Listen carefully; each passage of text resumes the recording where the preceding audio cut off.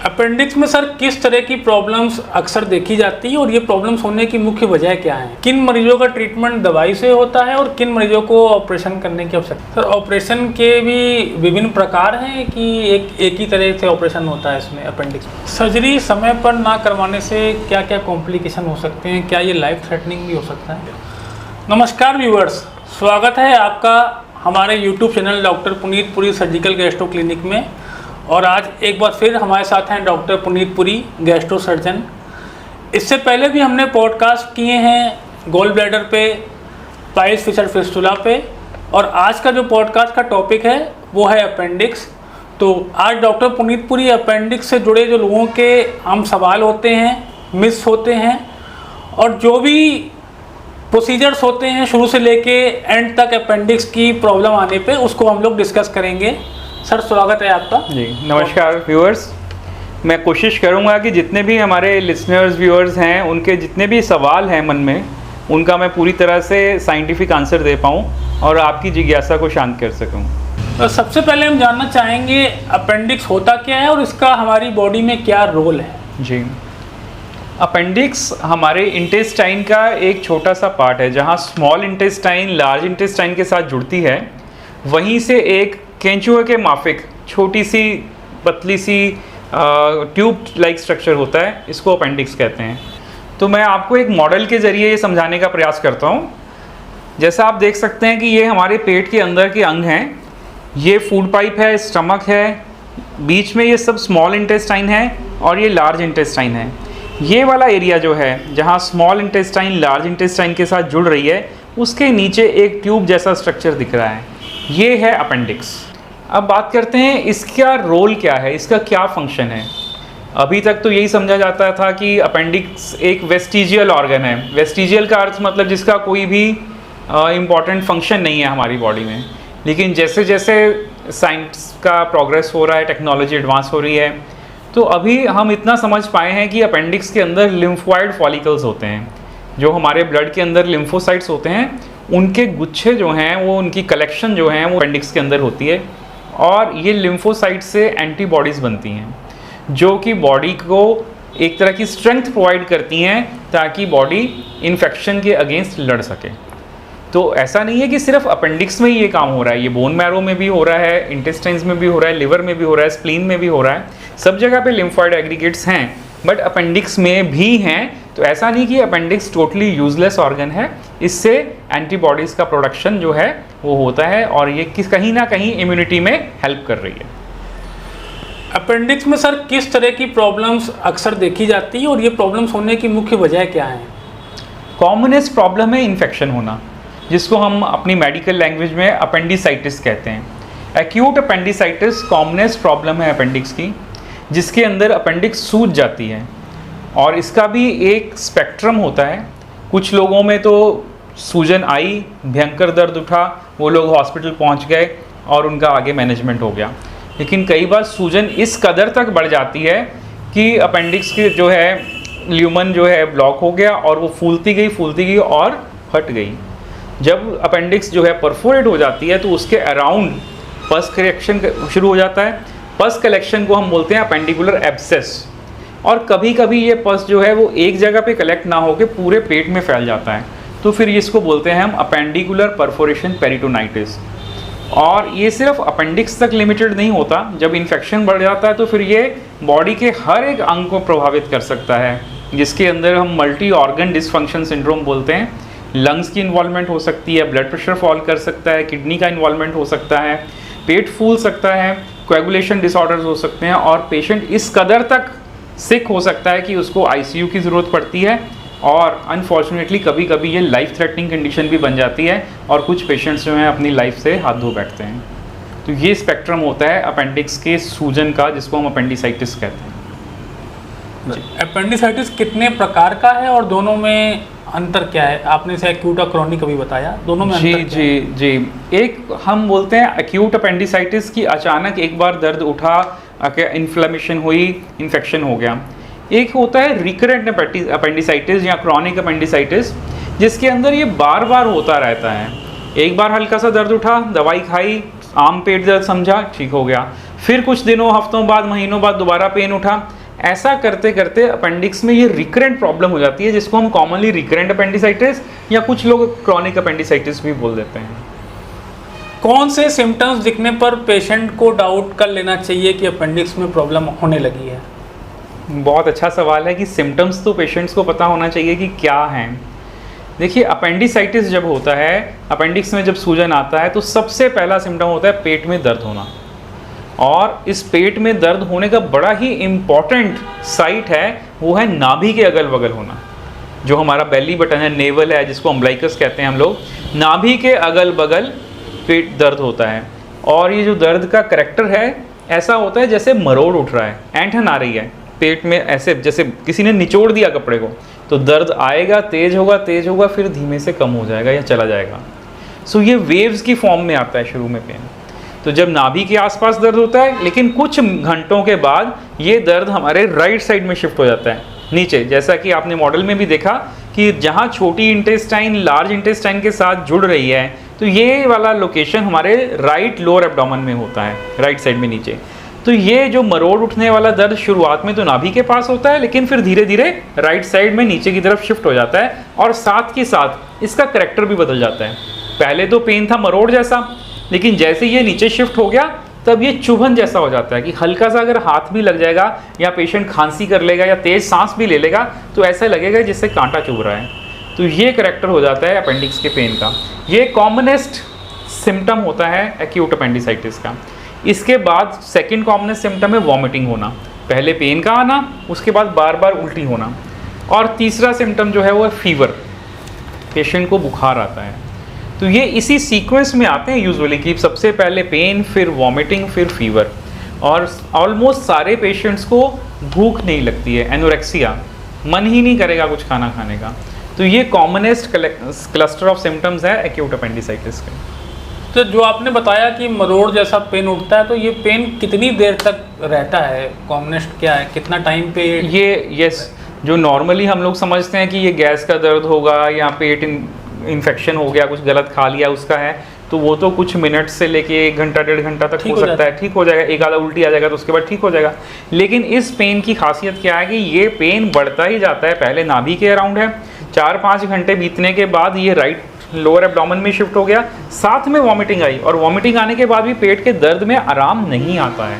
ये बड़ा अच्छा पॉइंट है। नॉर्मल तो जब फूड पॉइजनिंग होती है तो जैसे ही वॉमिटिंग हो जाएगी तो दर्द में थोड़ा सा कमी आ जाएगी। इसमें ऐसा नहीं है, इसमें दर्द बरकरार रहता है या बढ़ता ही रहता है, और साथ में वॉमिटिंग्स चलती रहती हैं। अपेंडिक्स की शिकायत लेके जब कोई मरीज आपके पास आता है, तो कौन कौन से टेस्ट या डायग्नोसिस आप करते हैं सबसे पहले? जी देखिए, अपेंडिसाइटिस जो है, सूजन आ गया है, इसके लिए सबसे इम्पॉर्टेंट है पेशेंट की हिस्ट्री लेना, उसकी बात सुनना और उसको ढंग से एग्जामिन करना।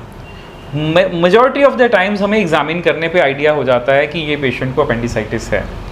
लेकिन जो फीमेल पेशेंट्स हैं, हमारे यंग पेशेंट्स हैं, उनके अंदर बहुत सारे डिफरेंशियल डायग्नोसिस भी होते हैं कि अपेंडिक्स जैसा दर्द तो उठता है, लेकिन कई और भी कारण हो सकते हैं इस तरह के दर्द के। तो उन केसेस में हमें इन्वेस्टिगेशंस करवानी पड़ती है। तो कॉमनेस्ट इन्वेस्टिगेशंस जो हम एडवाइस करते हैं वो तो ब्लड की जांचें, सीबीसी में टीएलसी का लेवल बढ़ जाता है, और अल्ट्रासाउंड पेट का करने के लिए बोलते हैं। एब्डोमिनल अल्ट्रासाउंड के अंदर सूजी हुई अपेंडिक्स बहुत बार दिखाई दे जाती है, और जैसे ही अल्ट्रासाउंड का जो प्रोब होता है उसको प्रेस किया जाता है तो पेशेंट जो है एकदम से ऐसे विंस करता है, कराता है। तो इसको बोलते हैं प्रोब टेंडरनेस। और अगर हमें सूजी हुई अपेंडिक्स नज़र आ जाए और दबाने पे उसको एकदम से पेशेंट को दर्द हो, तो ये करैक्टरिस्टिक है अपेंडिसाइटिस का। लेकिन जैसा मैंने बताया कि हमारे इंडिया में हर चीज़ का स्टैंडर्डाइजेशन नहीं है जी। अल्ट्रासाउंड तो हम बोलते हैं अल्ट्रासाउंड हर कॉर्नर में अवेलेबल है, पर क्या उसकी क्वालिटी सुनिश्चित है? That's a big question mark. So उसी तरह से ये ऑपरेटर डिपेंडेंट होता है कि करने वाला की या कितना ज्ञान है। मान लीजिए कि उनको नज़र नहीं आ रहा है तो वो मिस कर सकते हैं, या कई बार वो छोटी इंटेस्टाइन को गलती से अपेंडिक्स समझ लेते हैं तो वो फॉल्सली उसका डायग्नोसिस एक्यूट अपेंडिसाइटिस कर देते हैं। इन चीज़ों से बचने के लिए कि हम रॉन्ग डायग्नोसिस में सर्जिकल इंटरवेंशन ना ऑफर कर दें, इसके लिए बेस्ट यही रहता है हम सीटी स्कैन एडवाइस करें, क्योंकि सीटी स्कैन एक तरह का फोटोग्राफ है अंदर का, और हम उसको मशीन पे कंसोल पे देख सकते हैं, उनके कॉन्ट्रास्ट चेंज कर सकते हैं, उनकी वेरियस विंडोज़ चेंज कर सकते हैं, और सीटी स्कैन जो है वो डेफिनेटिव अपने को एविडेंस देता है कि अपेंडिसाइटिस है या नहीं है। सेकेंडली, इसके अलावा जो अदर डिफरेंशियल डायग्नोसिस हैं, ये बहुत मज़े की बात है कि अपेंडिक्स ऐसी लोकेशन पे पड़ी होती है कि इसके अगल बगल के अंग जो हैं, जैसे फीमेल्स के अंदर ओवरीज पड़ी हैं, हमारा किडनी से निकलने वाला जो ट्यूब है, यूरेटर है, वो भी इसके बगल से निकलता है, तो इनकी प्रॉब्लम्स भी ऐसे सिम्टम्स दे सकती हैं जो अपेंडिसाइटिस के साथ कंफ्यूज हो सकते हैं। फॉर एग्जांपल यूरेट्रिक स्टोन हो गया, ओवेरियन सिस्ट हो गया, उसके अंदर टॉर्शन हो गई, ये सब। और कभी कभी पेशेंट में टिफलाइटिस, लार्ज इंटेस्टाइन जो सीकम है वही सूजन में आ गया, तो वो भी अपेंडिक्स जैसा सिम्टम दे सकता है। तो ये सारे डिफरेंशियल डायग्नोसिस जो हैं वो सीटी स्कैन के ऊपर 100% क्लियर हो जाते हैं कि प्रॉब्लम अपेंडिक्स की है या कुछ और है। सर, ये अल्ट्रासाउंड से नहीं क्लियर होगा? मैंने बताया कि अल्ट्रासाउंड में अगर करेक्टरिस्टिकली अगर दिख रही है अपेंडिक्स सूजी हुई, फिर तो कंफर्म्ड है कि अपेंडिसाइटिस है। बहुत बार ऐसा भी हो जाता है कि सिम्टम तो अपेंडिक्स जैसे हैं पर अपेंडिक्स अल्ट्रासाउंड पे नज़र नहीं आ रही है, उस केस में आप हाँ, ऐसा भी इसलिए है क्योंकि अपेंडिक्स की, जैसे मैंने बताया, लोकेशन क्या है, छोटी आंत का बड़ी आंत से जुड़ना, उसके जस्ट नीचे। ये चीज़ तो कांस्टेंट है, बट अपेंडिक्स जैसे मैंने बताया अर्थवॉर्म की तरह, केंचुओं की तरह लंबी होती है। इसकी जो टिप है वो किसी भी डायरेक्शन में हो सकती है। अपेंडिक्स की इतनी सारी पोजीशंस हैं सर्जिकली कि टिप, बेस तो इसका फिक्स जुड़ा हुआ है जहाँ छोटी और बड़ी आंत जुड़ रही है, लेकिन टिप कहीं भी मिल सकती है। इस तरह से अपेंडिक्स को सर्जरी के दौरान ढूंढना भी बहुत कठिन हो जाता है, तो ये इतना आसान नहीं होता है। तो इसलिए वेरिएबल लोकेशंस की वजह से ज़रूरी नहीं कि हर बार अल्ट्रासाउंड में ये पकड़ में आए। तो किन मरीजों का ट्रीटमेंट दवाई से होता है और किन मरीजों को ऑपरेशन करने की आवश्यकता पड़ती है? देखिए, ऐसा है कि जब एक्यूट अपेंडिसाइटिस हो गया है और पेशेंट को पता नहीं लगा कि मेरे को एक्यूट अपेंडिसाइटिस है, तो मोस्ट ऑफ द टाइम तो वो मेडिसिन ले ही लेते हैं, अपने अगल बगल किसी केमिस्ट से ले लेते हैं या डॉक्टर से जाके, जब इन्वेस्टिगेट ही नहीं कराया, अल्ट्रासाउंड ही नहीं कराया और लोकल प्रैक्टिशनर से दवाई खा ली, और बहुत बार उससे ठीक भी हो जाता है, हल्का फुल्का सूजन जो है वो ठीक हो जाता है। लेकिन अगर अपेंडिक्स के अंदर कुछ हमारे लेट्रिन का कण, जिसको फिकोलिथ बोलते हैं, वो फंस चुका है और अपेंडिक्स में सूजन आ गई है, तो ऐसा पेशेंट मेडिकल मैनेजमेंट से रिलीफ नहीं लेगा। उसके लिए सर्जरी ही एक आंसर है। तो मुझे लगता है कि आम जनमानस में ये बात बड़ी प्रचलित है कि अपेंडिक्स में जब सूजन आई तो इसका एक ही इलाज है, ऑपरेशन करना, जो कि काफ़ी हद तक सत्य है कि जब सूजन आई गई और अपेंडिसाइटिस का डायग्नोसिस हो गया तो ऑपरेट करना है। ये सब लोग जानते हैं, उन लोगों के मन में है कि अपेंडिक्स में सूजन आई तो भैया ऑपरेशन करना पड़ेगा। जी सर, ऑपरेशन के भी विभिन्न प्रकार हैं कि एक ही तरह से ऑपरेशन होता है इसमें अपेंडिक्स में? देखिए, अपेंडिक्साइटिस का जो ट्रीटमेंट है वो है अपेंडिसेक्टमी, अर्थात कि अपेंडिक्स को हटा दिया जाए। जहाँ अपेंडिक्स छोटी आंत और बड़ी आंत के जंक्शन पे जुड़ी हुई है, उस एरिया को बांध के बाकी सूजी हुई अपेंडिक्स को हटा दें। इसको करने की विधियां जो हैं वो अलग हैं। एक था ओपन टेक्निक कि हमने पेट के ऊपर कट लगाया, सारी लेयर्स को डायसेक्ट किया, फिर कट लगा के हम पेट के अंदर पहुंचे और सूजी हुई अपेंडिक्स को काट के बाहर निकाला और वापस से सारी लेयर्स की सिलाई करके करते बाहर स्किन तक आए। इसको बोलते थे ओपन टेक्निक। बट फिर लैप्रोस्कोपी के आने के बाद ये हम लैप्रोस्कोपी से करते हैं। लैप्रोस्कोपी में पेट में होल्स बनते हैं, कोई लेयर्स में कटिंग नहीं होती। जैसे ही इंस्ट्रूमेंट्स पेट में डाले, अंदर काम किया, सूजी हुई अपेंडिक्स को हटा दिया और पोर्ट्स को बाहर खींच लिया। जैसे ही पोर्ट्स बाहर खींचते हैं तो मांस तो अपनी जगह पे आ जाता है, सिर्फ स्किन के ऊपर एक एक स्टिच लग जाता है। ये होती है लैप्रोस्कोपिक अपेंडिसेक्टमी। अब रोबोटिक्स आ गया है तो रोबोटिक अपेंडिसेक्टमी भी हो गई है कि जो काम हम लैप्रोस्कोपी के इंस्ट्रूमेंट से करते थे वो अब रोबोटिक आर्म्स से करते हैं। तो ये अलग अलग विधियां हैं। मेन मकसद है सूजी हुई अपेंडिक्स को शरीर से हटाने का। लेकिन मैं यहाँ ये बताना ज़रूर चाहूँगा कि जैसा मैंने बताया कि स्पेक्ट्रम है अपेंडिसाइटिस का। जब तक तो अपेंडिक्स सूजी हुई है, सिर्फ सूजी हुई है, उसने कोई परफोरेशन नहीं हुआ, कोई अपेंडिक्स के अगल बगल पस कलेक्शन नहीं हुआ या पूरे पेट में पस नहीं फैला, तब तक तो ये ओपन टेक्निक या लैप्रोस्कोपिक टेक्निक कारगर है। लेकिन जब अपेंडिक्स इतनी ज़्यादा सूज गई कि सब अगल बगल के अंग उस पर आके चिपक गए जी, उसको हम बोलते हैं appendicular lump. Appendicular lump, lump का अर्थ होता है गांठ। अपेंडिक्स सूज गई, उसके ऊपर छोटी आंत की लूप्स भी चिपक गई, ओमेंटम चिपक गया, बड़ी आंत ऑलरेडी उसके साथ है, तो सब चिपक के एक हार्ड जो है लंप गांठ बना दिया। ऐसी कंडीशन में इमीडिएट सर्जरी नहीं करनी चाहिए। ऐसे पेशेंट्स को पहले मेडिकली मैनेज किया जाता है। कैसे? उनका खाना पीना थोड़े दिन के लिए रोका जाता है, आईवी एंटीबायोटिक दिया जाता है, फ्लूइड दिया जाता है ताकि ये सूजन शांत हो जाए। उसके बाद ऐसे पेशेंट्स को डिस्चार्ज कर देते हैं। फिर गैप देते हैं 3 से 4 हफ्ते का, जब पेट बिल्कुल मुलायम हो जाता है, वो जो गांठ बनी थी वो शांत हो जाए, फिर उसका अपेंडिक्स हटाया जाता है। सो अपेंडिकुलर लंप के अंदर सर्जरी इमीडिएटली एडवाइजेबल नहीं है।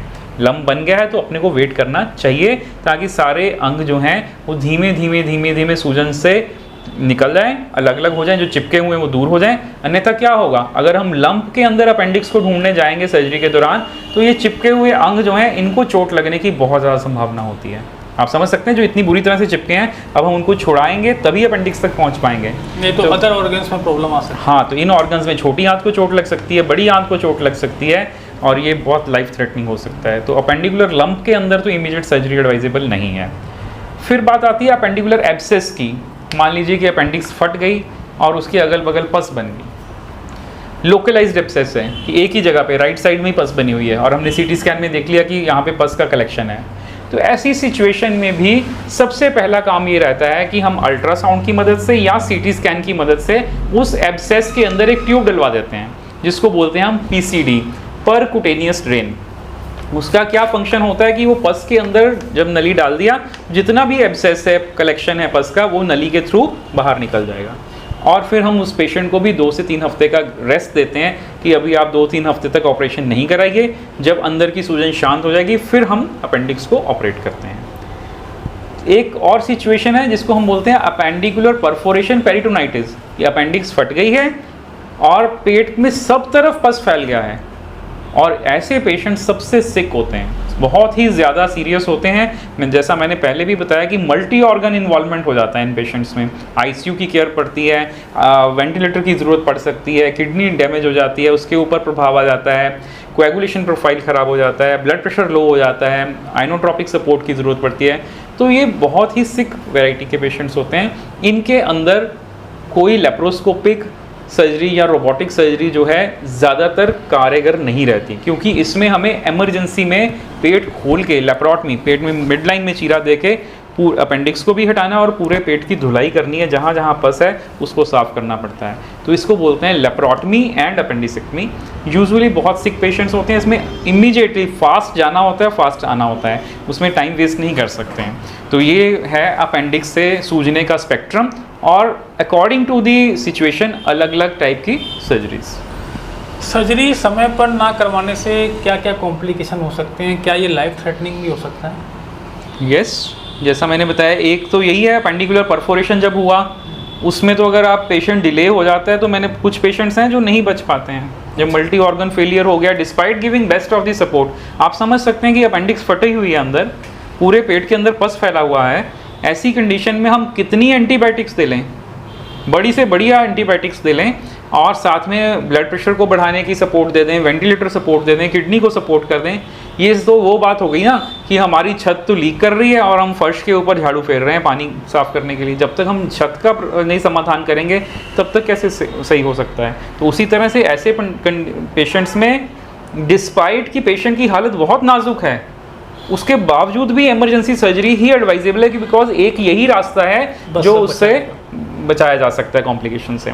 और कुछ पेशेंट्स ऐसे हैं जिनमें एब्सेस लोकलाइज्ड है, उनके अंदर लोकल कलेक्शन हो गया पस का और वो ऑपरेशन नहीं करवाना चाह रहे हैं। तो ऐसे पेशेंट्स ना तो खाना खा सकते हैं, धीरे धीरे उनके अंदर भी मल्टी ऑर्गन इन्वॉल्वमेंट हो सकता है, क्योंकि आप समझ सकते हैं कि अभी तो बॉडी ने कोशिश किया है उसको लोकलाइज करने का, लेकिन अगर ये पस फैल जाएगी तो क्या दुर्दशा हो सकती है। सो अपेंडिक्स को हल्के में नहीं लेना है। अगर अपेंडिसाइटिस हुआ है तो उसका एक क्वालिफाइड सर्जन के पास जाके कंसल्ट करना है और उसकी एडवाइस के अकॉर्डिंगली ही मानना है। अपेंडिक्स की सर्जरी में कितना टाइम लगता है और पेशेंट कितने दिनों में डिस्चार्ज होकर अपनी नॉर्मल लाइफ जी सकता है? एक्यूट अपेंडिसाइटिस जो कि अनकॉम्प्लिकेटेड है, बस सूजन आया है, हमें अल्ट्रासाउंड या सीटी स्कैन में दिख गया है, उसका हम लैप्रोस्कोपिक अपेंडिसेक्टमी ही आज की डेट में मैक्सिमम करते हैं। लैप्रोस्कोपिक अपेंडिसेक्टमी के बाद इंडिया में तो हम लोग नेक्स्ट डे डिस्चार्ज करते हैं, बट आप विश्वास मानिए फॉरेन कंट्रीज़ के अंदर, वेस्ट के अंदर तो 6-7 आवर्स के बाद डिस्चार्ज कर दिया जाता है और पेशेंट को बोला जाता है कि आप लिक्विड डाइट लीजिए, और हम लोग भी ऐसे ही करते हैं। After 2 hours we start liquid diet, next day we send patient home.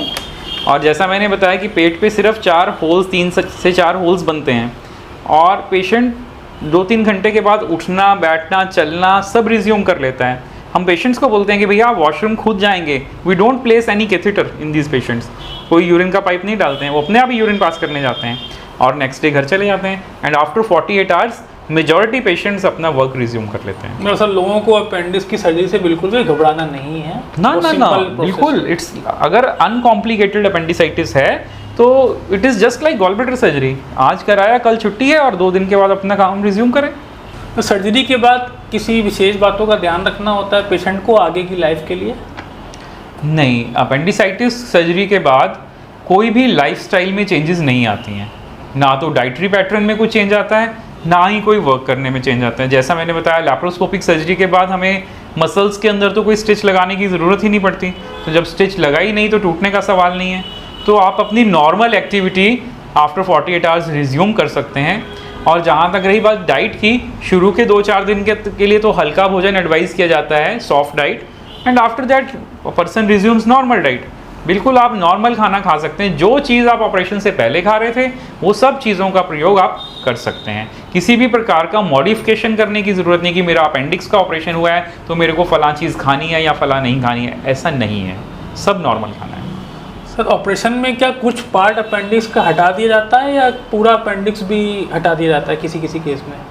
देखिए, सारा अपेंडिक्स ही हटाया जाता है। हाँ, पूरा अपेंडिक्स हटाया जाता है। जहाँ पे अपेंडिक्स छोटी आंत और बड़ी आंत के जोड़ पे जुड़ रही है उस एरिया को हम सिक्योर करते हैं। वहाँ पे 2 बार टाइज बांधी जाती हैं, क्योंकि अगर वो टाइज सिक्योर नहीं होंगी तो बड़ी आंत से पॉटी लीक कर जाएगी वहाँ से। तो ये सबसे बड़ा जोड़ जो है जहाँ पे ये जुड़ रही है अपेंडिक्स, उसको बोलते हैं base of appendix. Base of appendix के ऊपर 2 बार हम टाइज बांध के फिर अपेंडिक्स को काट के हटा देते हैं। लेकिन कुछ पेशेंट्स होते हैं जहाँ पे अपेंडिक्स बड़ी आंत के साथ जुड़ रही है, वो वाला एरिया ही खराब है। ये बड़ा ट्रिकी सिचुएशन होती है कि जहाँ हमने बांधना था वही एरिया सड़ा हुआ है। फिर कैसे बांधते हैं? तो उसमें तो बांध नहीं सकते।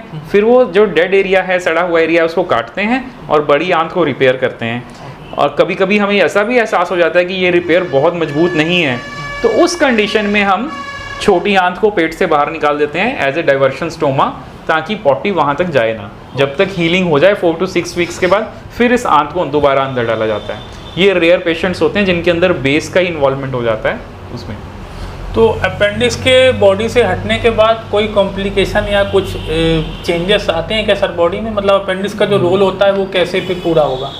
जैसा मैंने बताया कि अपेंडिक्स को तो पहले वेस्टिजियल ऑर्गन ही माना जाता था कि ये तो बेकार का ही ऑर्गन है, ये तो व्यर्थ है। जी। अब ऐसा नहीं है, इसमें लिम्फोसाइट्स के एग्रीगेट्स हैं तो ये इम्यूनिटी में हेल्प करती है। बट ये लिम्फोसाइट एग्रीगेट्स सिर्फ अपेंडिक्स में नहीं होते, ये इलियम में भी होते हैं, बोन मैरो में भी होते हैं, लिवर के अंदर है, स्प्लीन के अंदर हैं। ये तमाम ऑर्गन के अंदर ये इम्यूनिटी के जो हैं प्रोड्यूसर्स हैं। तो ऐसा नहीं है कि अपेंडिक्स हटने के बाद पेशेंट में कोई इम्यूनिटी में कमी आ जाएगी, ऐसा बिल्कुल भी नहीं होता है। कोई चेंज नहीं आती बॉडी के अंदर अपेंडिक्स हटने के बाद। सर अपेंडिक्स में कैंसर किन पेशेंट्स को हो जाता है? क्या समय पर ट्रीटमेंट ना कराने से होता है या कुछ अन्य वजह भी होती हैं? Yes, appendicular cancer is a known entity. ऐसा नहीं कि ये होता ही नहीं, बट ये काफ़ी रेयर होता है। कॉमनेस्ट इंटेस्टाइन के कैंसर्स में जब लार्ज इंटेस्टाइन का कैंसर काफ़ी कॉमन है, कोलोन कैंसर जिसको बोलते हैं या रेक्टल कैंसर कहते हैं, but appendicular cancer compare to the other cancers it is a rare type of cancers. But ये अग्रेसिव काफ़ी होता है, ऐसा नहीं है। कुछ और तरह के भी कैंसर्स हैं जिसको कार्सिनोइड्स बोलते हैं। कार्सिनोइड्स अलग तरह की एक वैरायटी होती है जिसमें से कुछ हार्मोन्स प्रोड्यूस होते हैं और सीरोटोनिन है, इस तरह के हार्मोन्स प्रोड्यूस होते हैं। तो ये अपेंडिक्स के अंदर कॉमनली पाए जाते हैं। इसके अलावा अपेंडिक्स के अंदर एक म्यूसिन प्रोड्यूसिंग कैंसर्स भी होते हैं, म्यूसिनस एडिनोकार्सिनोमा। उसके कारण पेट के अंदर जेली लाइक मटेरियल जो है वो भर जाता है, उसको सूडोमिक्सोमा पेरिटोनाई बोलते हैं। तो ये अलग अलग रेयर वैरायटी के ट्यूमर्स हैं जो अपेंडिक्स के साथ एसोसिएटेड हैं और इनका डायग्नोसिस भी बहुत कॉमनली नहीं होता है बिकॉज सिम्टम्स भी कोई स्पेसिफिक नहीं है। आमतौर पे यही सिम्टम होता है, पेट में दर्द होना, भूख कम लगना, धीरे धीरे वजन कम हो जाना, और अगर सूडोमिक्सोमा पेरिटोनाई जैसी पिक्चर है तो पेट के अंदर जेली जैसा मटेरियल भरने से पेट का फूल जाना। और ये सीटी स्कैन के ऊपर सूडोमिक्सोमा तो थोड़ा सा सस्पिशन दे जाता है हम लोगों को कि ये वही है। मज़े की बात यह कि जेली लाइक मटेरियल इतना ज़्यादा गाढ़ा होता है कि ये किसी नीडल से भी नहीं आता है बाहर, कभी कभी हम कहते हैं ना FNAC कि नीडल से टेस्टिंग करके देखें कि क्या है, तो उसमें से भी नहीं निकलता। सूडोमिक्सोमा जो है ये एक बहुत ही क्रिपलिंग टाइप ऑफ डिजीज़ कह सकते हैं, स्लो ग्रोइंग, बार बार भर जाना, मल्टीपल टाइम सर्जरी की ज़रूरत पड़ना, इसके अंदर कीमोथेरेपी का भी रोल होता है। So it's basically rare but a crippling sort of disorder. But appendicular carcinoma जो है, adenocarcinoma appendix, it's an aggressive disease, ये काफ़ी अग्रेसिव होता है। कार्सिनोइड्स कॉमनली पाए जाते हैं और ये क्यूरेबल होते हैं। इनको हम अगर टाइम पे पकड़ लें और सिर्फ अपेंडिक्स को ना हटा के लार्ज इंटेस्टाइन का कुछ पोर्शन और साथ में हटा दें तो ये मैनी टाइम्स क्यूरेबल रहते हैं। तो जैसा आपने बताया कि अपेंडिक्स का कैंसर बहुत ज़्यादा कॉमन नहीं है, बहुत कम पाया जाता है, तो इसका ट्रीटमेंट कानपुर में आराम से मिल जाता है कि अदर सिटीज़ में जाने की आवश्यकता पड़ती है? नहीं, ऐसा नहीं है, हमारे कानपुर में सारा ट्रीटमेंट अवेलेबल है। बिकॉज इसके ट्रीटमेंट में मल्टी मोडेलिटी मैनेजमेंट होता है कि सर्जिकल एस्पेक्ट हम लोग डील करते हैं, जो कीमोथेरेपी और रेडियोथेरेपी के एस्पेक्ट्स हैं वो हमारे मेडिकल ऑन्कोलॉजिस्ट और रेडिएशन ऑन्कोलॉजिस्ट डील करते हैं। तो all the facilities are available in Kanpur. ऐसा नहीं है कि अपेंडिकुलर कैंसर हो गया तो उसके लिए हमें पेशेंट को दिल्ली भेजना पड़े या मुंबई भेजना पड़े, ऐसा नहीं है। सर, किस एज ग्रुप में अपेंडिक्स की प्रॉब्लम ज़्यादा पाई जा रही है? पहले ये माना जाता था कि अपेंडिसाइटिस तो यंगर एज ग्रुप का डिजीज़ है। With experience I have seen कि पेशेंट्स जो हैं वो सेकेंड डेकेड में, जिसको कहते हैं कि यंगर टीनेजर्स जो हैं, उनके अंदर अपेंडिसाइटिस भी होता है और कई बार लेट एजेस में भी होता है, 60-70 एज में भी अपेंडिसाइटिस हो जाता है। लेकिन जब जैसे जैसे एडवांस्ड एज में अपेंडिसाइटिस होता है तो ऐसे पेशेंट्स में हमें ट्यूमर होने की पॉसिबिलिटी रखनी पड़ती है कि ऐसा नहीं है ट्यूमर हो उसकी वजह से अपेंडिसाइटिस हो रहा है। तो उसमें थोड़ा एक्स्ट्रा ध्यान रखना पड़ता है कि फील करना चाहिए कि इंटेस्टाइन के अंदर कोई गांठ तो नहीं महसूस हो रही है। कभी कभी हमें अपेंडिक्स के साथ बड़ी आंत का कुछ पोर्शन भी निकाल लेना पड़ता है। सर, कम एज के लोगों में मैंने भी देखा और सुना, और बल्कि जब मैं स्कूल टाइम में था तो मेरे के साथ के कुछ क्लासमेट्स को भी ये प्रॉब्लम आई थी। तो इतनी कम एज के लोगों को सर ये अपेंडिक्स की प्रॉब्लम क्यों होती है? देखिए, ऐसा रीज़न एग्जैक्टली कि यंगर एज ग्रुप में क्यों होता है ऐसा तो कोई रीज़न नहीं पता है। बट जब हम देखते हैं कि अपेंडिसाइटिस होने का कारण, मैंने बताया कि जो हमारे पॉटी है, लेट्रिन है, उसका कुछ पीस जो है वो अपेंडिक्स के होल में फंस जाता है। तो जो पेशेंट्स कॉन्स्टिपेटेड हैं, जिनके अंदर लेट्रिन हार्ड बनने की टेंडेंसी है, जो ज़्यादातर मैदे वाली चीज़ों पे रहते हैं, जो फाइबर डाइट को कम खाते हैं, तो ऐसे पेशेंट्स में लेट्रिन जो है वो टाइट बन जाती है। नॉर्मली स्टूल जो है राइट साइड में बहुत लिक्विफाइड होता है, गाढ़ा गाढ़ा जैसे जेली टाइप होता है। लेफ्ट कोलन में आते हुए स्टूल हार्ड बनता है, सॉलिड बनता है। लेकिन आप सोचिए कि अगर राइट साइड में ही स्टूल सॉलिड बन रहा है और उसके हार्ड पीसेस जो हैं वो अपेंडिक्स में घुस रहे हैं, तो यही एक रीज़न मेरी समझ में आता है कि जो पेशेंट्स लेस फाइबर डाइट पे हैं, ज़्यादातर मैदे वाली चीज़ों पे हैं, पानी कम पीते हैं, जिनके अंदर स्टूल जो है वो सॉलिड हो रहा है राइट साइड में कोलन में, तो ऐसे पेशेंट्स में अपेंडिसाइटिस होने की संभावना बढ़ सकती है। अपेंडिक्स के मरीज जब आपके पास आते होंगे तो उनके मन में सर बहुत सारे भ्रम या मिस होते होंगे, तो कुछ ऐसे मिस जो कॉमन लोग आपसे पूछते हैं, आप बता सकते हैं, या कोई गलत फहमियाँ जो उनके मन में होती हों? सबसे पहला सवाल तो यही होता है कि डॉक्टर साहब क्या दवाई से हम इसको ठीक नहीं कर सकते हैं? अब बहुत बार ऐसा होता है कि पेशेंट को एक्यूट अपेंडिसाइटिस हुआ लेकिन वो हमारे तक आए तो एक हफ्ता बीत चुका है, नहीं 1 हफ्ता बीत चुका है, अब वो पार्शियली ट्रीटेड है, ठीक है, अब उनके सिम्टम्स ऑलमोस्ट 70-80% तक रिजॉल्व हो गए हैं, तो अब वो बोलते हैं क्या ज़रूरी है इसका ऑपरेशन कराना? तो हमारे पास एक ही आंसर है कि अगर आपका फर्स्ट एपिसोड मेडिसिन से ठीक हो गया है तो ये कोई गारंटी नहीं है कि ये दोबारा नहीं हो सकता। तो मज़े की बात ये है कि ये दोबारा कब होगा इसकी कोई प्रिडिक्टेबिलिटी नहीं है। कोई डॉक्टर या कोई इन्वेस्टिगेशन ये नहीं कह सकता कि ये दोबारा अपेंडिसाइटिस कब होगा। हाँ, जिन पेशेंट्स के अंदर हमारे अल्ट्रासाउंड में या सीटी स्कैन के अंदर फीकोलिस डेमोन्स्ट्रेट हो गया कि इसके अंदर पॉटी का पीस फंसा हुआ है, तो आप मान के चलिए कि इसको दोबारा होना ही होना है। कब होना है ये नहीं कहा जा सकता। मेरी पेशेंट्स को यही एडवाइस होती है कि अगर ये दोबारा उठे ये पेन ऐसा, तो इसको आप लटकाइए नहीं, ये कभी भी कॉम्प्लिकेट हो सकता है, क्योंकि हमें पता है कि इसका डेफिनेटिव ट्रीटमेंट तो अपेंडिसेक्टमी ही है। तो आप फर्स्ट एपिसोड तो मेडिकली ट्रीट कर पाए, लकीली हो गया है तो अच्छी बात है, but moment you have a second chance कि सेकेंड एपिसोड हो रहा है तो आप इसको सर्जरी कराइए। फिर दूसरा सवाल ये होता है कि डॉक्टर साहब अगर अब हमने अभी ऑपरेशन नहीं कराया तो अगर ये फट गई तो क्या होगा? तो again we can not give that definitive answer ना कि अगर ये फट जाए। अगर आपके सिम्टम्स रिलीव हो रहे हैं तो चांसेस कम है कि ये अभी फट जाए। लेकिन अगर आपके सिम्टम्स इम्प्रूव नहीं हो रहे हैं, पेन भी बरकरार है, वॉमिटिंग भी और फीवर भी है और ब्लड इन्वेस्टिगेशन के अंदर TLC बढ़ा रहा है, तो ऐसे पेशेंट्स को डिले नहीं करना चाहिए। कभी कभी पेशेंट्स डर की वजह से हमें सच नहीं बताते हैं। उनको डर लग रहा होता है कि अगर हम बता देंगे तो पेशेंट डॉक्टर बोल देगा कि ऑपरेशन कर लो। तो भैया डॉक्टर को कोई मज़ा थोड़ी ना आ रहा है आपके ऊपर ऑपरेट करने में। आपकी ज़रूरत है, आपकी डिजीज़ की डिमांड है इसको सर्जरी करना, तो कभी अपने डॉक्टर से झूठ नहीं बोलना है, ठीक है? क्योंकि अगर आप झूठ बोलेंगे उस क्षण तो आप डॉक्टर को बिफूल कर सकते हैं, लेकिन वो प्रॉब्लम इतनी ज़्यादा बढ़ सकती है, फिर आगे लाइफ थ्रेटनिंग इश्यूज़ हो सकते हैं। तो आप अल्टीमेटली उसका खमियाजा तो आप ही को भुगतना पड़ रहा है।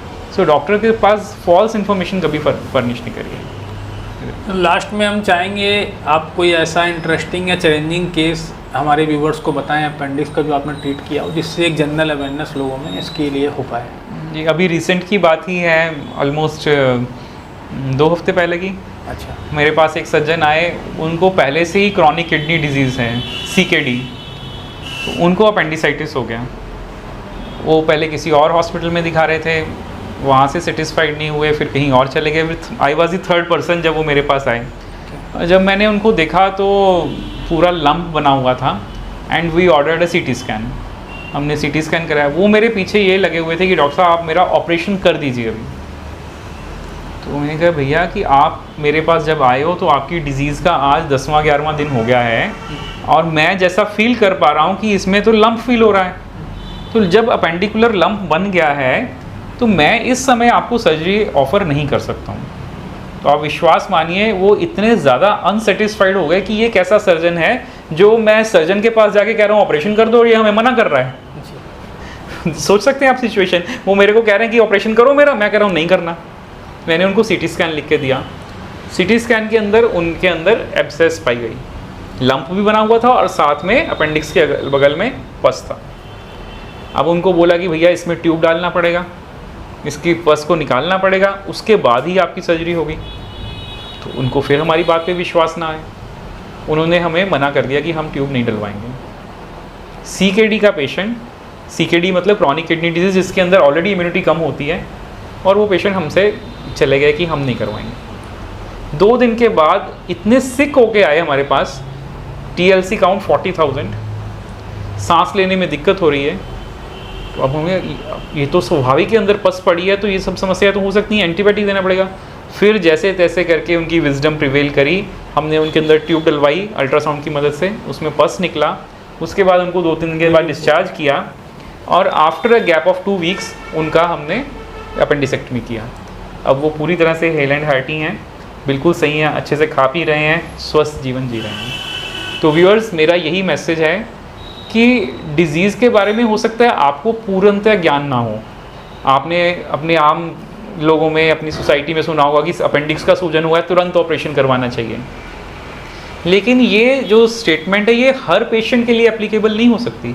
हर मरीज़ का बीमारी का स्पेक्ट्रम अलग हो सकता है। किसी में लंप बना है तो मुझे पता है ना कि उसका इमीडिएट सर्जरी करूँगा तो और नुकसान हो सकता है। तो प्लीज़ अपने क्वालिफाइड डॉक्टर के पास जाके उसकी सलाह मानें, जो वो बता रहे हैं उसके अकॉर्डिंगली चलें, ताकि आपका आउटकम अच्छा हो सके। आई होप आप मेरी इस एग्जाम्पल से, जो मैंने अभी आपको बताया, आप समझ गए होंगे कि ऑपरेशन तो करना है, ऑपरेशन ही एकमात्र ट्रीटमेंट है अपेंडिक्स को ठीक करने, अपेंडिसाइटिस को ठीक करने का, अपेंडिक्स को हटाना। पर कब हटाना है ये डिसीज़न सर्जन का होता है, और आप उस डिसीज़न को रिस्पेक्ट करेंगे ताकि आप अच्छे से ट्रीट हो सकें और एक हेल्दी लाइफ जी सकें। Thank you very much. तो व्यूअर्स, हमारा प्रयास रहता है कि विभिन्न बीमारियों के बारे में आपके जो मिस हैं, जो सवाल हैं और जो भ्रांतियाँ हैं, उनको हम लोग पॉडकास्ट के माध्यम से दूर कर सकें। आगे भी आपको विभिन्न बीमारियों के पॉडकास्ट और उनके आंसर्स समय समय पे हमारे चैनल पे मिलते रहेंगे। सर, आपका बहुत बहुत धन्यवाद समय देने के लिए। Thank you very much. Thank you.